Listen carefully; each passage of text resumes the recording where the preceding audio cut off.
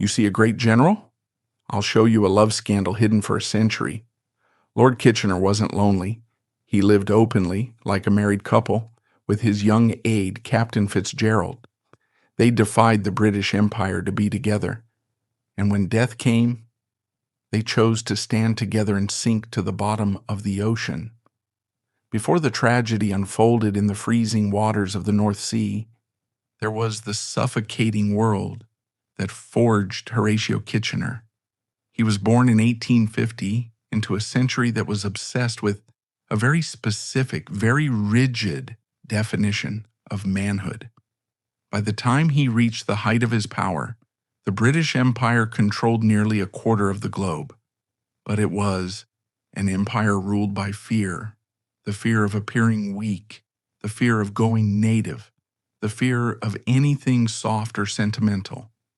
The ideal British man was stoic, repressed, and aggressively heterosexual, even if that heterosexuality was expressed more in the conquest of land than in the love of women.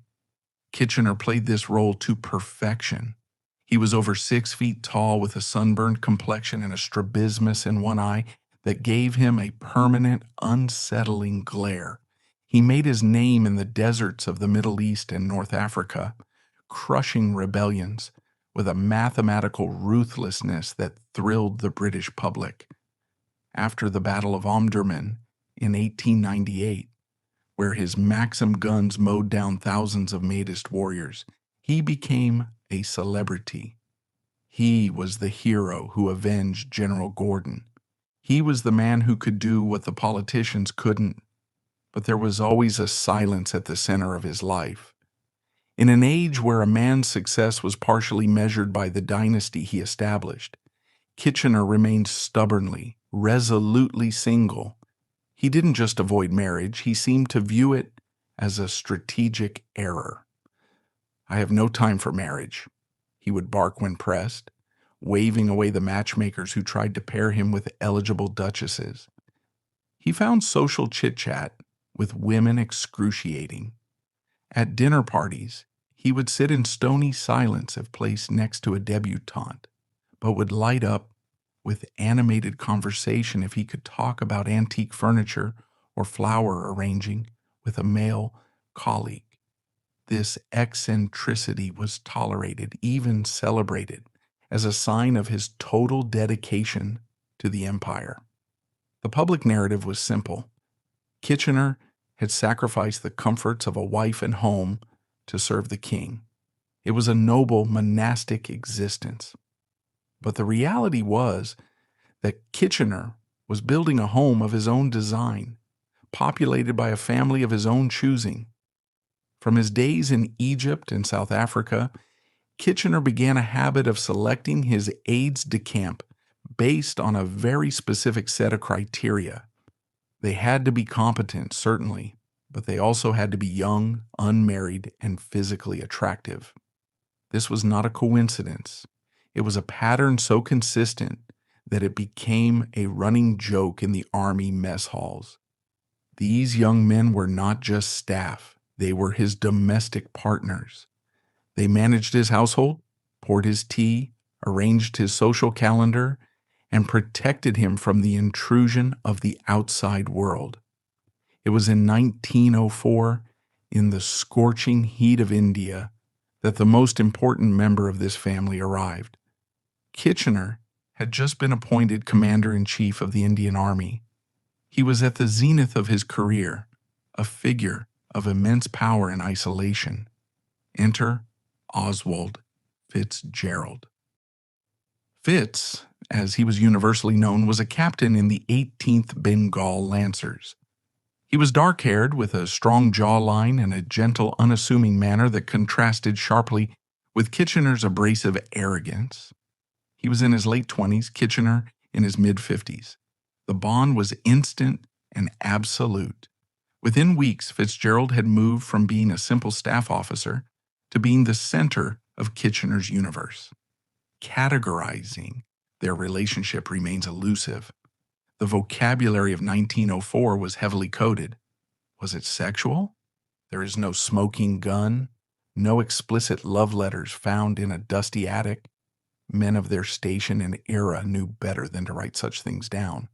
But to reduce their bond to just friends is to willfully ignore the texture of their lives. Fitzgerald surrendered his own career to serve Kitchener, a talented officer who could have commanded his own regiment.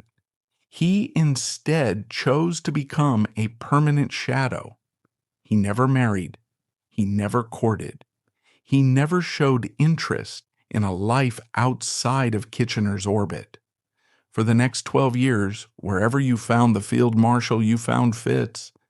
They ate together, traveled together, and lived together. When Kitchener was sick, it was Fitz who sat by his bedside, wiping his brow. When Kitchener was in a rage, and his rages were legendary, Fitz was the only human being who could walk into the room, place a hand on his arm, and talk him down. In the vast, echoing residences of the commander-in-chief in India, they established a domestic routine that was startlingly intimate. The other aides, the happy family, revolved around them, but Fitz was the spouse in all but name. He acted as the gatekeeper. If a general wanted to see Kitchener, he had to go through Fitz. If a politician wanted a favor, he courted Fitz. They developed a shorthand, a way of speaking that required few words. They were a self-contained unit, insulated against the heat and the dust and the politics of the Raj. But this domestic bliss existed under a sword of Damocles. We cannot forget the shadow that hung over every British man in public life, the ghost of Oscar Wilde. Only 9 years before Kitchener met Fitz, Oscar Wilde had been destroyed by the British legal system. The Labouchere Amendment of 1885 had criminalized gross indecency between men, a catch-all term for any homosexual act, public or private. Wilde's trial had been a spectacle of humiliation that sent a clear, terrifying message to the aristocracy: no one is safe. If the most famous playwright in London could be broken, put on a treadmill in Reading Jail, and left to die in disgrace, then even the commander-in-chief of the army was vulnerable. Kitchener was acutely aware of this. He was a man obsessed with his reputation. He knew that his power derived from his image as the embodiment of masculine virtue. A whisper, a rumor, a single accusation could bring the entire edifice crashing down. If the public ever suspected that the Iron Sirdar had a heart that beat for a handsome young captain, the scandal would not just destroy him, it would damage the prestige of the empire itself. And so, Kitchener and Fitzgerald lived in a glass closet. They were hiding in plain sight. Their defense was the sheer audacity of Kitchener's masculinity. Who would dare accuse the hero of Khartoum of being a sodomite? The idea was so cognitive dissonant that most people simply refused to entertain it. They rationalized the relationship as the eccentricity of a great man, a father-son dynamic, or a supreme dedication to military brotherhood. Kitchener used his formidable persona as a shield, glaring down anyone who looked too closely at his private life. Yet, there were leaks. There were always leaks. In the private clubs of Pall Mall, in the drawing rooms of Mayfair, the eyebrows were raised. People noted how Kitchener's eyes lingered on young men. They noted the aesthetic obsession. When he wasn't planning maneuvers, Kitchener was hunting for treasure. He was a voracious collector of ceramics, gold plate, and tapestries. He would bully hosts into gifting him rare vases. He would spend hours in the bazaars of Cairo or the antique shops of London caressing the glaze of a Kangxi vase with a tenderness he never showed to a human being, except perhaps Fitz. This love of porcelain was Kitchener's escape valve. In the rigid, colorless world of the military, where everything was regulation, khaki, and polished brass, the porcelain represented beauty, fragility, and grace. It was the feminine side of his soul that he could not express in any other way. He couldn't wear silk, so he bought it. He couldn't be soft, so he surrounded himself with things that were. And he couldn't love openly, so he loved within the confines of a strict military hierarchy, where the lines between duty and devotion could be safely blurred. By 1911, Kitchener's time in India was coming to an end. He returned to England, but he did not return to a lonely bachelor pad. He purchased Broome Park, a magnificent 17th century estate in Kent. This was to be his sanctuary, his retirement plan, his fortress against the world. And of course, the renovation of Broome Park became a joint project with Fitzgerald. The two men threw themselves into the design of the house. They knocked down walls, redesigned the sunken gardens, and debated the placement of statues. It was a period of profound happiness. For the first time, they had a home that was truly theirs, not a government residency borrowed for a few years. They imagined a future there, an old age spent amongst the rose bushes and the porcelain collections, away from the prying eyes of the War Office, away from the desert heat. It was a domestic idyll, a marriage settling into its comfortable middle age. But the world outside the gates of Broome Park was darkening. The geopolitical tectonic plates were shifting. Germany was building a navy to challenge Britain. The Balkans were a powder keg. The Edwardian summer was drawing to a close, and the long shadows of the 20th century were creeping across the lawn. Kitchener, now a field marshal and a viscount, wanted to retire. He wanted to be left alone with his art and his captain. He was tired. He felt the aches in his bones. He told friends that he had done his bit for the empire and that he was ready to fade into the background. Fate, however, had a different script. The empire was not done with its idol. It needed the poster. It needed the mustache. It needed the myth one last time. As the summer of 1914 approached, carrying the scent of gunpowder on the wind, Kitchener and Fitzgerald were about to be pulled out of their sanctuary and thrust into the center of a catastrophe that would consume the world. They were about to face a test that would strip away the porcelain and the gardens, leaving only the iron and the sea. The happy family was about to go to war, and the glass closet was about to be shaken by the vibrations of heavy artillery. The summer of 1914 was the last gasp of the old world, a final golden exhale before the lungs of Europe filled with mustard gas. For Horatio Herbert Kitchener, now 64 years old and carrying the title of Earl, it was supposed to be the end of his public burdens. He had spent his life in the heat and dust of the empire, building railways in the Sudan, reorganizing armies in India, and acting as the grand proconsul in Egypt. He was tired. His bones ached with the damp of the English climate, a weather he loathed with the visceral intensity of a man who had spent 40 years under the desert sun. He wanted to go home, not to a London townhouse, but to Broome Park, his sanctuary in Kent, or better yet back to Cairo, where the light was sharp and the porcelain markets were endless. On August 3, 1914, Kitchener stood on the deck of a cross-channel ferry at Dover, his trunks packed, his ticket to Calais in his pocket. He was hours away from escaping the gathering storm. He was returning to Egypt. He had said his goodbyes. He had shut down his London affairs. Beside him, as always, stood Captain Oswald Fitzgerald, checking the luggage, ensuring the field marshal's comfort, perhaps looking forward to the warmth of the Nile winter just as much as his master. They were two men running out the clock, eager to leave the shouting politicians and the hysterical newspapers behind. But history has a cruel sense of timing. Just moments before the gangplank was raised, a messenger from the Prime Minister Herbert Asquith hurried onto the dock.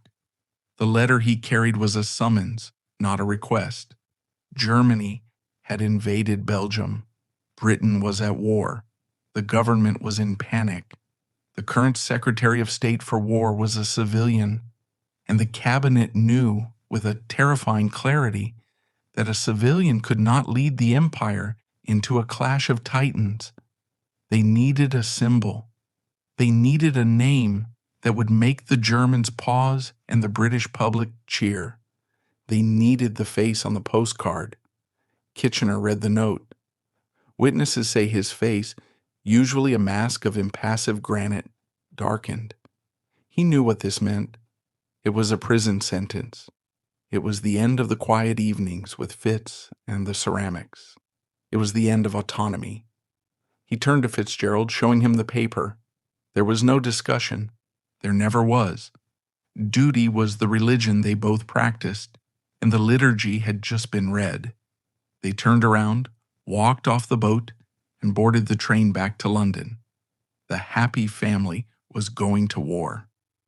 When Kitchener walked into the War Office on Whitehall the next morning, he walked into a vacuum. The British Army was small, professional, and entirely unsuited for a continental war. The prevailing wisdom in the cabinet, echoed by the press and the public, was that the war would be over by Christmas. It was to be a short, sharp shock, a Napoleonic adventure of cavalry charges and glorious victories. Kitchener was the only man in the room who wasn't delusional. In his first cabinet meeting, he dropped a bombshell that sucked the air out of the room. He stood up, his massive frame dominating the table, and in his flat, unemotional voice, he predicted a catastrophe. "We must be prepared to put armies of millions in the field," he told the stunned politicians, "and maintain them for several years." He predicted the war would last at least 3 years. He predicted millions of casualties. He predicted that the old world would be ground to dust. The politicians looked at him as if he were mad.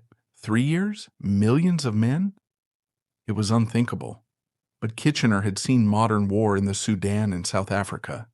He knew what machine guns did to flesh. He knew that industrial warfare was not about valor, it was about attrition. He was a Victorian relic, yes, but he was a relic who understood the mathematics of slaughter better than any progressive liberal in Westminster.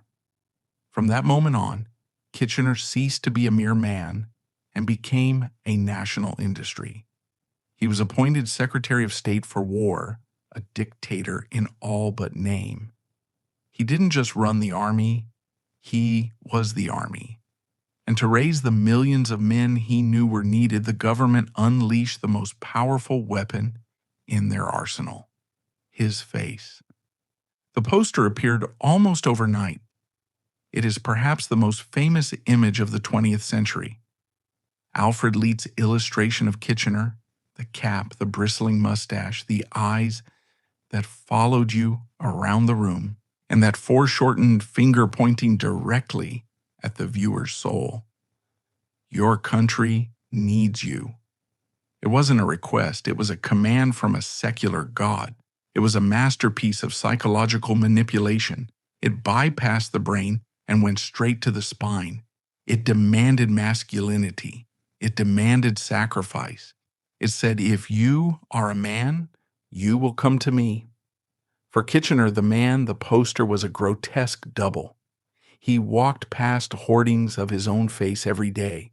He saw himself multiplied by the millions, staring out from shop windows, omnibuses, and recruitment stations. He became a prisoner of his own iconography. He could no longer walk down the street. He could no longer speak freely. He had to be the Kitchener on the poster, resolute, omniscient, invincible. But inside the War Office and inside his residence at York House, the invincible demigod was crumbling. The workload was inhuman. Kitchener insisted on managing everything himself. He didn't trust the general staff, whom he considered incompetent. He didn't trust the politicians, whom he considered leaky vessels of gossip. He tried to run a world war the way he had run the Sudan expedition, from his own pocketbook. He worked 18 hours a day, sleeping in his office, eating hurried meals at his desk. And here in the eye of the hurricane, Oswald Fitzgerald became indispensable. If Fitz had been a companion in peace, in war, he became a lifeline. As the pressure mounted, Kitchener withdrew further into his shell, and Fitz became the only filter between the Secretary of State and the rest of the world. Fitzgerald's role at York House was a strange hybrid of chief of staff, private secretary, and domestic partner. He controlled access to the field marshal with an iron grip.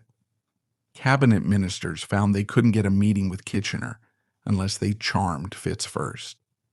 Generals on the Western Front sent telegrams to Fitz, knowing he would choose the right moment to show them to the boss.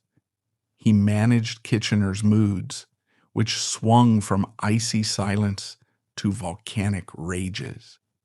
When Kitchener was exhausted, overwhelmed by the sheer scale of the casualty lists, it was Fitz who poured the brandy, Fitz who sat with him in the dim light, Fitz who listened to the fears that Kitchener could never admit to the Prime Minister. There is a profound intimacy in this shared isolation. Outside, London was blacked out against Zeppelin raids. The streets are filled with young men in khaki, many of whom have enlisted solely because Kitchener asked them to. Inside York House, the two men sit alone. They are the keepers of the Empire's darkest secrets. They know the true casualty figures. They know the shell shortages. They know the generals are failing. They carry the weight of a generation's death sentence, and they carry it together. To the outside world, this closeness was beginning to look suspicious, or at least problematic. The political class, the frocks as Kitchener called them, resented Fitzgerald's influence. They called him Kitchener's watchdog. They whispered that Kitchener was past it, that he was an old man propped up by a young captain.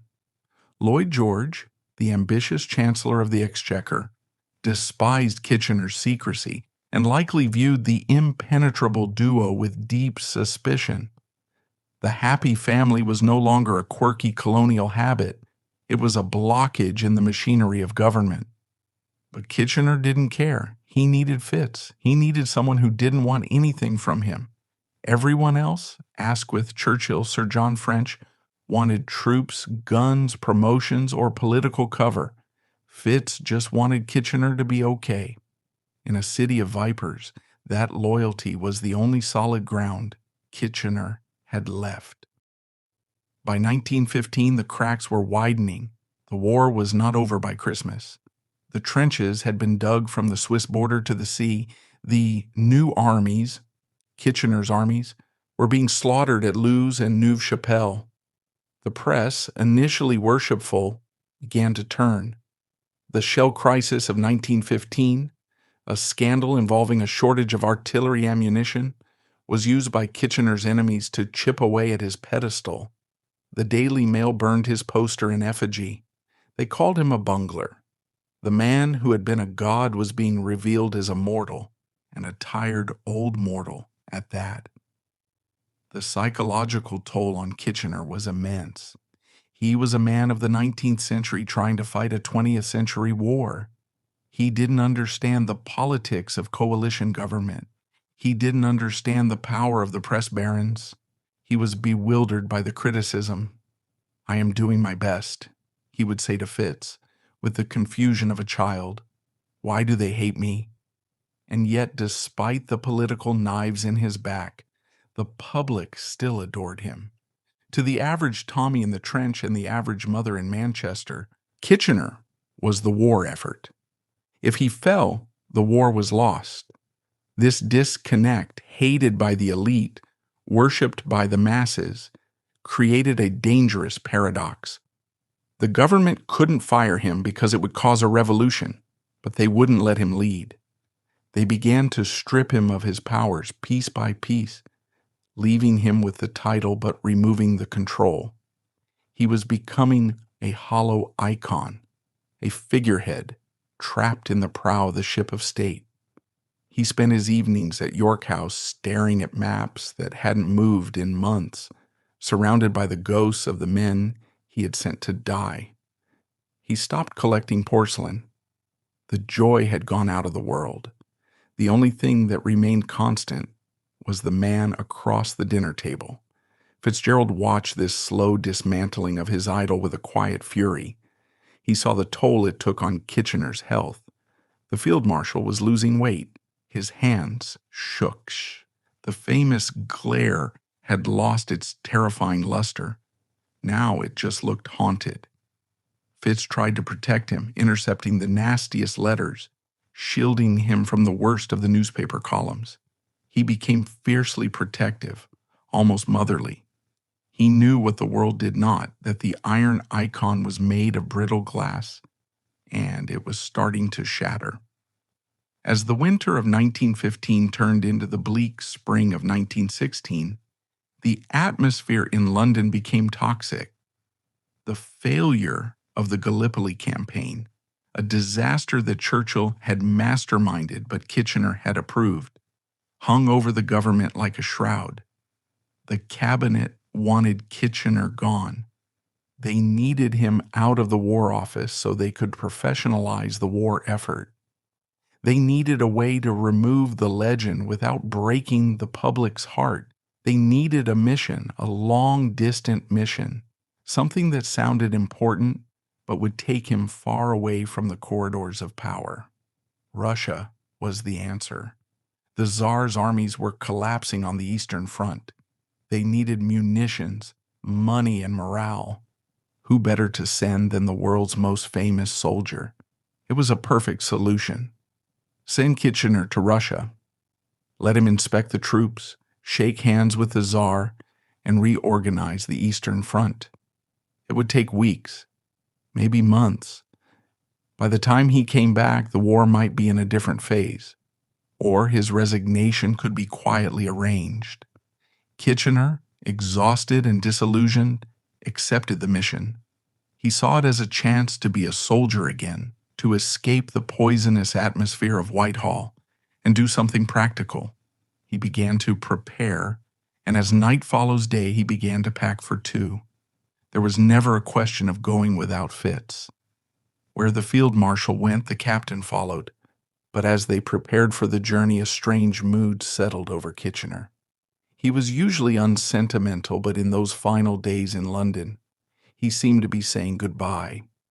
He visited Broome Park one last time, walking through the gardens he and Fitz had designed, touching the statues, looking at the empty spaces where his porcelain should have been. He updated his will. He seemed to sense with the instinct of an old animal that the trap was closing. On the evening of June 2nd, 1916, Kitchener sat in his office at the War Office for the last time. The king had given him a final audience. The orders were cut. The route was secret. They would take a train to Scotland, then board a cruiser for Archangel. It was a journey into the unknown, across a sea infested with German U-boats and mined with high explosives. He looked at Fitzgerald, who was busy organizing the code books and the diplomatic pouches. "We are ready, sir," Fitz said. Kitchener nodded. He stood up, put on his heavy field marshal's greatcoat, and walked to the window to look out at the darkened city. The poster on the wall behind him, his own face, stared at his back. The icon remained on the wall, immortal and unblinking. The man, however, was walking out the door, tired, heavy-hearted, and dangerously mortal. He was going to Russia. He was going to save the Tsar. But in reality, he was walking toward the only thing that could release him from the burden of being Lord Kitchener. He was walking toward the sea. The train that carried Lord Kitchener and his entourage north from London was a sealed capsule of Victorian luxury, moving through a landscape preparing for modern slaughter. It was June 4th, 1916. The blinds were drawn. The schedule was classified. To the casual observer on a station platform, it was just another express train rushing toward Scotland. But inside, The mood was heavy with the specific, suffocating tension of a secret mission. Kitchener sat in his private saloon, watching the English countryside dissolve into the rugged gray spine of the north. He was escaping. That was the overwhelming sensation. He was leaving behind the whispering campaigns of Whitehall, the treacherous cabinet ministers who smiled to his face while plotting his removal, and the relentless, grinding pressure of the War Office. But he was also leaving behind the safety of the known world. He was heading towards the Arctic Circle, towards a Russia teetering on the brink of collapse, towards a czar who was losing his grip on reality. Opposite him sat Oswald Fitzgerald. If Kitchener was the monument, Fitz was the curator, constantly checking for cracks. He had organized every detail of this journey, the diplomatic codes, the gifts for the Russian court, the warm clothing for the Arctic voyage. He knew, better than anyone, how fragile the field marshal really was. The public saw the Iron Sirdar. Fitz saw a 65-year-old man who was exhausted, whose eyesight was failing, and who was prone to bouts of deep, silent melancholy. As the train rattled north, the weather began to turn. The early summer sun of London gave way to a bruised violet sky. By the time they reached Thurso, at the very tip of Scotland, the wind was already howling, tearing at the flags and whipping the sea into a frenzy. It was a force 9 gale, a meteorological beast that had been stalking the North Sea for days. On the morning of June 5th, they crossed the Pentland Firth to Scapa Flow, the great anchorage of the British Grand Fleet. This was a place of steel and iron, a bleak natural harbor protected by a ring of islands, where the might of the Royal Navy waited for the German High Seas Fleet to come out and fight. Kitchener was met by Admiral John Jellicoe, the commander-in-chief of the Grand Fleet. Jellicoe was a small, precise man, a worrier by nature, and he was deeply concerned about the weather. The forecast was atrocious. A northeasterly gale was battering the islands, churning the sea into a cauldron of white foam and black water. In the admiral's cabin on the flagship HMS Iron Duke, a fateful conversation took place. It was a discussion that would be dissected by historians for a century, a moment where the sliding doors of fate slammed shut. They had to decide on a route for the HMS Hampshire, the armored cruiser that was to carry Kitchener to Russia. There were 3 options. The first was to sail south through the Irish Sea. It was safer from the weather, but dangerously exposed to German U-boats, which had been active in the area. The second was to sail east of the Orkneys, directly into the open North Sea. This was dismissed immediately.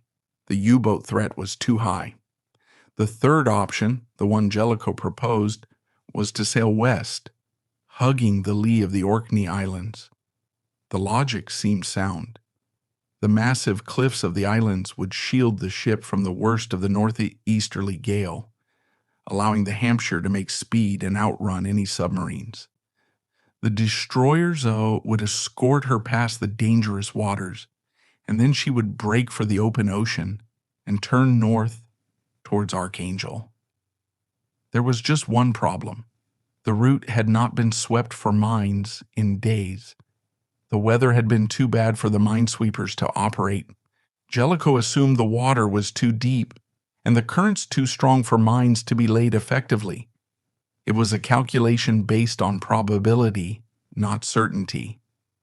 Kitchener, impatient and eager to leave, barely engaged in the debate.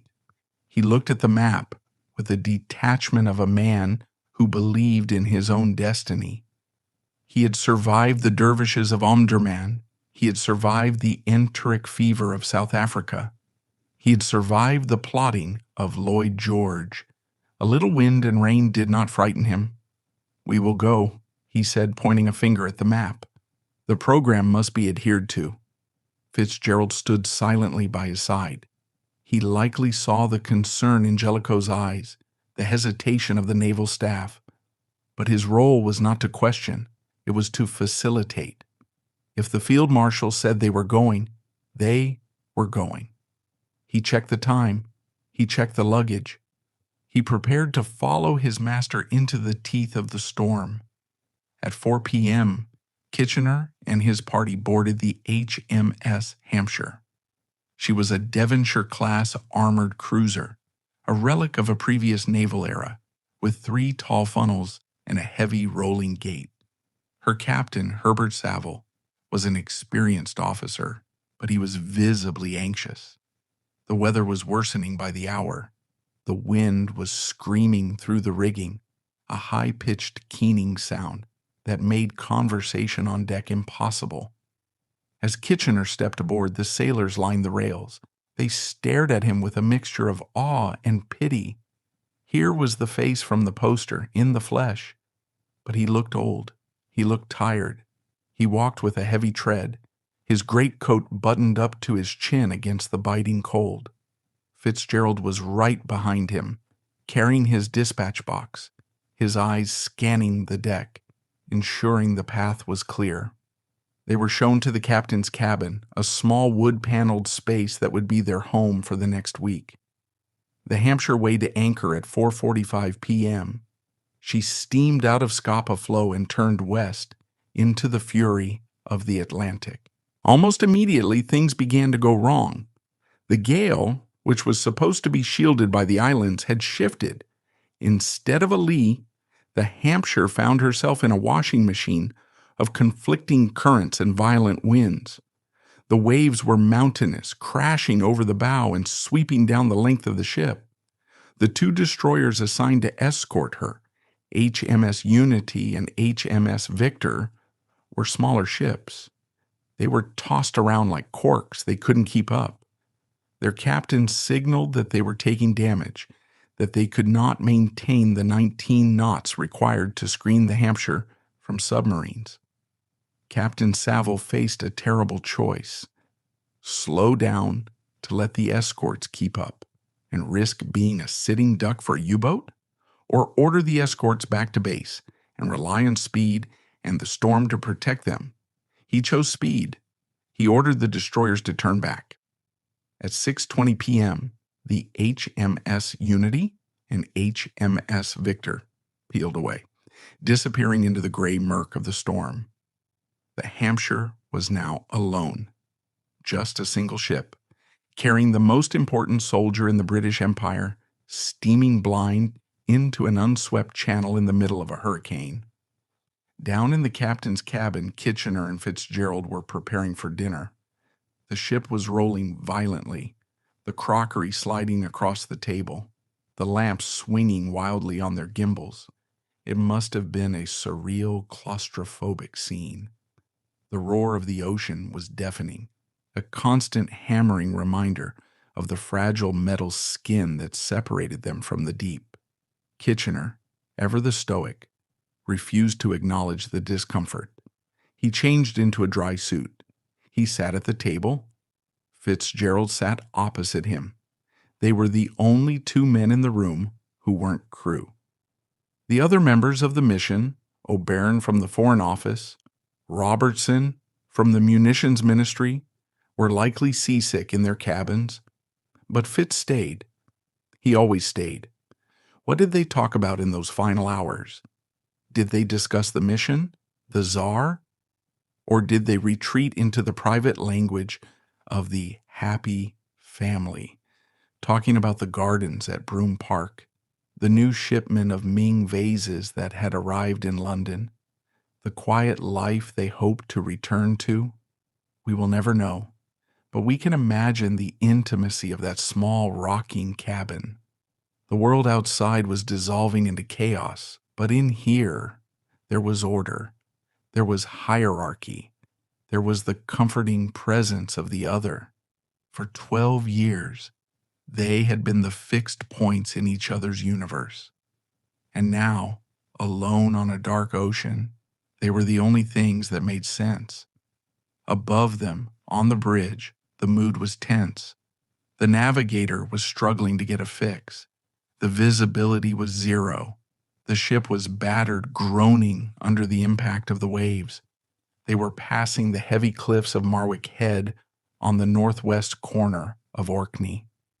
Unknown to them, unknown to Jellicoe, and unknown to British intelligence, a German submarine, U-75, commanded by Kapitän Lieutenant Kurt Beitzen, had visited these waters just days before. Beitzen had not been hunting for Kitchener. He had simply been laying a trap. He had sown a field of 22 mines in the channel, set deep enough to catch the keel of a large warship. The mines bobbed silently in the black water, invisible, waiting.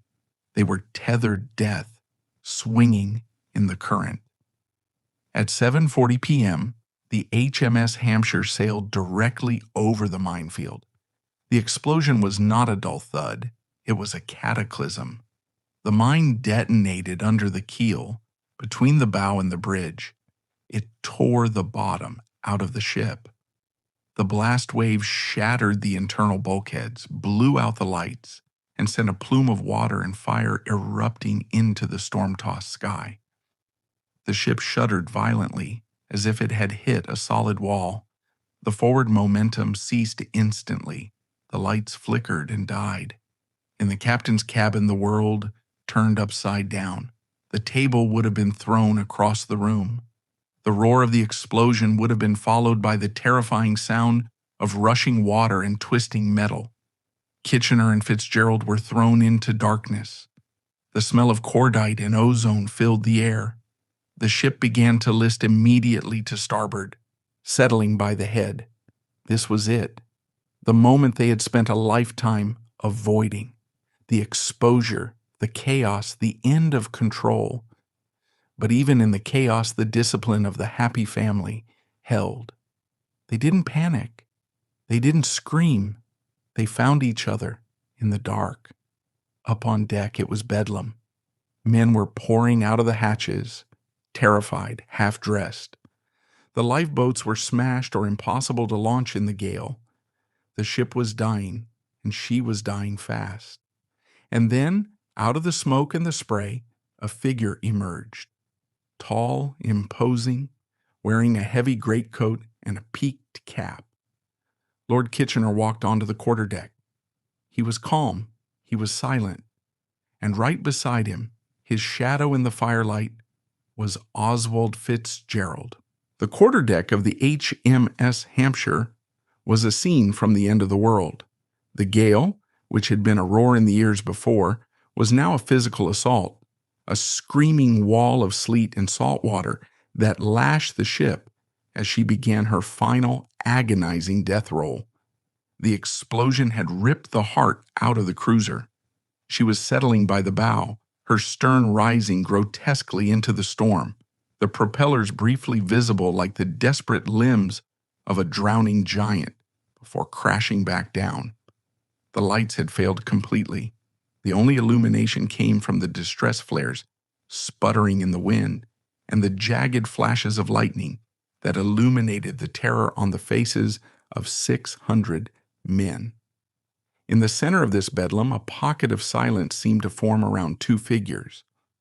Lord Kitchener stood near the starboard rail.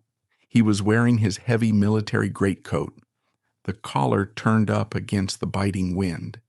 It was a garment designed for the freezing winds of the Russian steppes. But here, on a sinking ship, it was a death sentence, a sponge that would soak up the freezing water and drag him down like a stone. He did not seem to notice. He stood with his feet planted wide on the slick teak deck, his face set in that familiar inscrutable mask. He was not shouting orders. He was not scrambling for a lifebelt. He was simply waiting.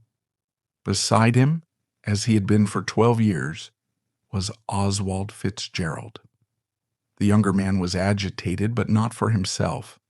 Survivors, the handful who would later be pulled half-frozen from the rocks, recalled seeing Fitz moving with frantic energy, trying to clear a path to the captain's launch, trying to organize a detail of sailors to assist the field marshal.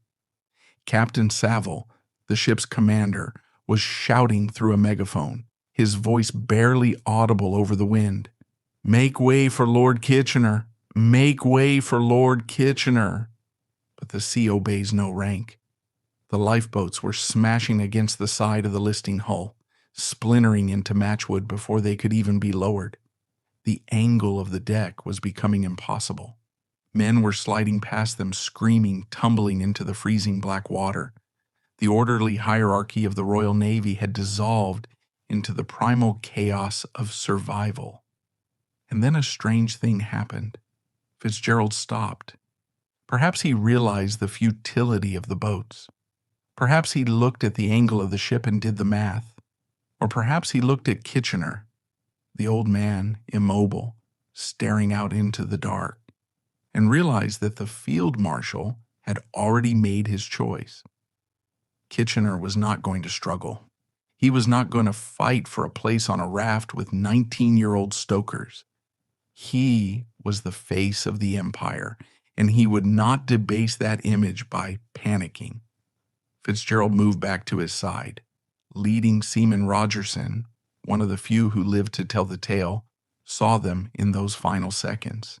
He described them standing together on the quarterdeck, calm and detached, as if they were watching a military review rather than their own execution. They were talking. Words passed between them that history will never record.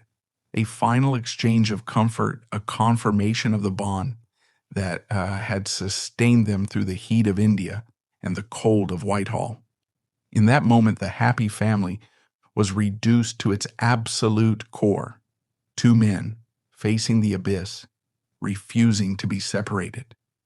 At approximately 7:55 p.m., just 15 minutes after the mine struck, the HMS Hampshire gave a final, shuddering groan. She flipped over.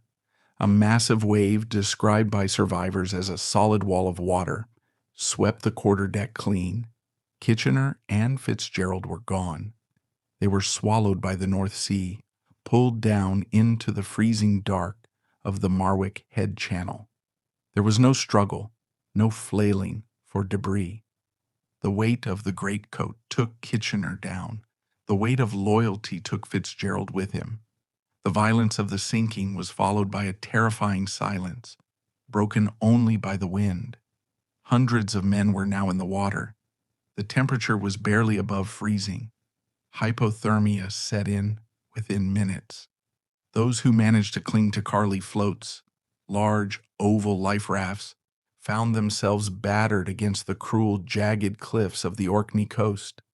The islanders, hearing the explosion, rushed to the cliff tops, but the storm was so fierce they could do nothing but watch as rafts were smashed against the rocks below. Of the 655 men on board, only 12 made it ashore alive. Kitchener was never seen again. He had dissolved into the salt and the myth he had created. But the sea was not so possessive of everyone. Days later, among the debris and shattered timber, a body washed up on the lonely rocks of Orkney. It was Captain Oswald Fitzgerald. He had come back. While his master remained in the abyss, the faithful shadow returned to the light. This presented the British establishment with a quiet dilemma.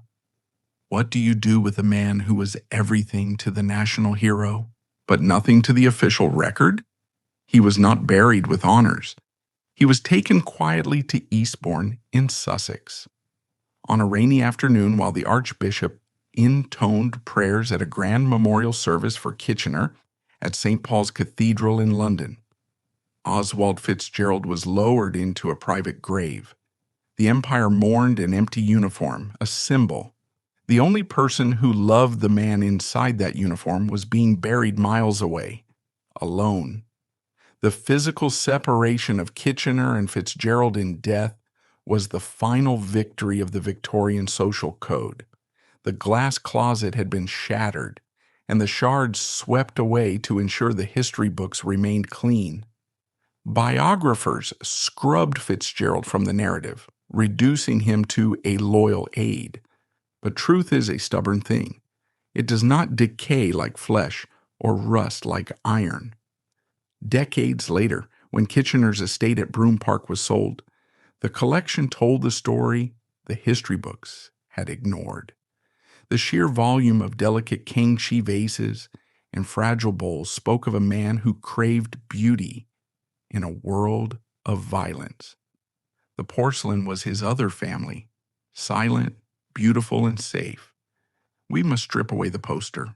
We must strip away the mustache and the pointing finger. What we are left with is an old man and a young man on a sinking ship.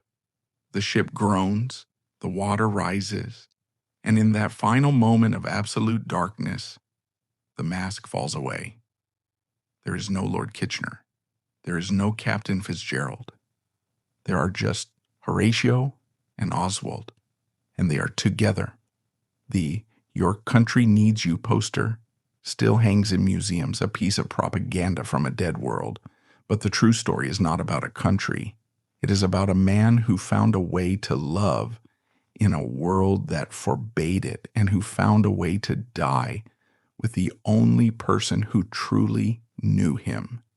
It is a story of iron, yes, but it is also a story of porcelain. The rain had stopped. The funeral at Auckland Cemetery was over. The mourners had dispersed. The grave was fresh. A solitary figure stood by the graveside. It was one of the other aides, a young man who had served in the Happy Family in India. He reached into his pocket and pulled out a small object wrapped in silk. He unfolded it carefully. It was a shard of blue and white porcelain, a piece of a broken Kangxi bowl. He knelt down and pressed the shard of porcelain into the soft earth, burying it deep near the head of the grave. A secret gift, a piece of the life they had shared, a piece of the beauty they had hidden. He stood up, put his cap back on, and whispered into the wind, "Goodbye, Fitz. Look after him."